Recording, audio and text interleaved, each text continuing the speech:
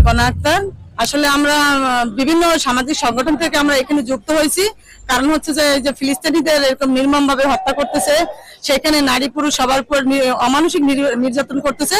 সেই দাবিতে আমরা আজকে ঝালকাঠিতে সারা বাংলাদেশই আজকে হরতাল পালিত হচ্ছে এবং এর বিরুদ্ধে আমরা প্রতিবাদ জানাচ্ছি যে এই আমাদের এই প্রতিবাদ ঝালকাঠিতে সবাই মিলিত হয়েছে একসাথে, যেন এটার মাধ্যমে যেন ফিলিস্তিনিতে এই গণহত্যা যেন প্রতিরোধ করা হয়।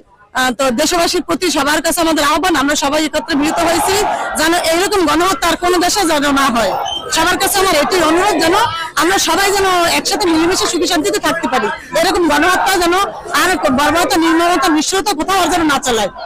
আমরা আজকে এখানে আসছি যে আমাদের এই মুসলমানদের উপরে যে গণহত্যা হচ্ছে এবং আমরা যে নিরুপায়, আমরা যে অসহায়, সেগুলো আর জাতির কাছে প্রকাশ করা যাবে না যে আমরা মুসলমান এই রকমের নির্যাতিত হচ্ছি।